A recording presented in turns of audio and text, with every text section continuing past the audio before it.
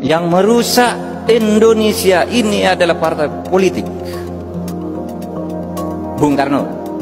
Yang merusak Indonesia ini adalah maklumat wakil presiden 3 November tahun 45 yang menyuruh membentuk partai politik sehingga negara kacau kayak gini.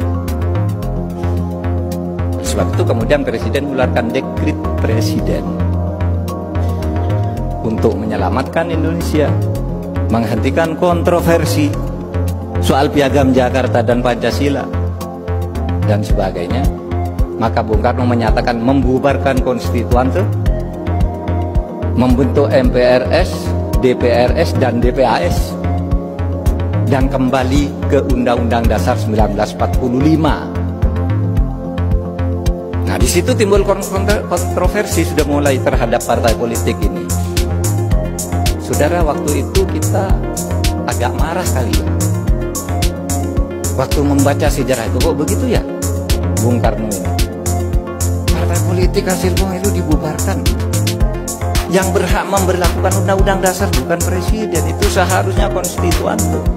Lalu ditulis di sejarah ketatanegaraan kita, Bung Karno melanggar konstitusi sehingga dijatuhkan pada tahun 66.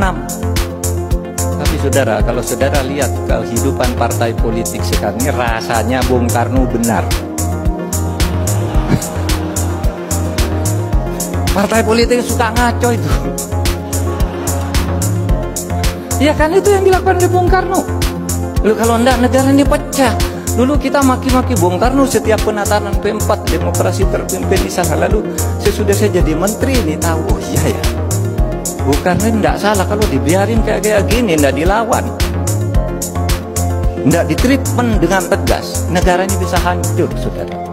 Kalau zaman Bung Karno dulu kehancurannya mungkin pertentangan ideologi, sekarang bisa karena persoalan korupsi dan ketidakadilan. Nah, itulah sebabnya saya katakan, saudara sekalian, jadi kita ini, saudara sekalian, mempunyai negara demokrasi di mana partai politik itu merupakan salah satu instrumen penting. Itulah sebabnya zaman Pak Harto itu partai politik. Yang zaman Bung Karno yang ikut banyak sekali, sampai perorangan ikut. Zaman Pak Harto dijadikan 10 aja yang boleh ikut. Pemilu pertama tahun 71, saudara yang sudah ada di tahun 71 ingat ada 10 partai politik. Tapi tahun 73 oleh Pak Harto disederhanakan ke 3 aja biar enggak ribut-ribut. Ternyata lalu kemudian 3 partai ini dikooptasi oleh kekuatan politik Orde Baru, sehingga di situ terjadi KKN, korupsi, kolusi, dan nepotisme yang akumulatif. Apa akhirnya? Pak Harto dijatuhkan juga, tidak ikut ketentuan Undang-Undang Dasar. Demokrasi zaman Pak Harto itu demokrasi formal berjalan, setiap 5 tahun ada pemilu. Pemilunya ya direkayasa, tidak pakai survei, saudara, udah pemenangnya udah tahu. Ya. Kalau sekarang ini kan asik nih, asik saudara, jangan salahkan situasi sekarang ini survei.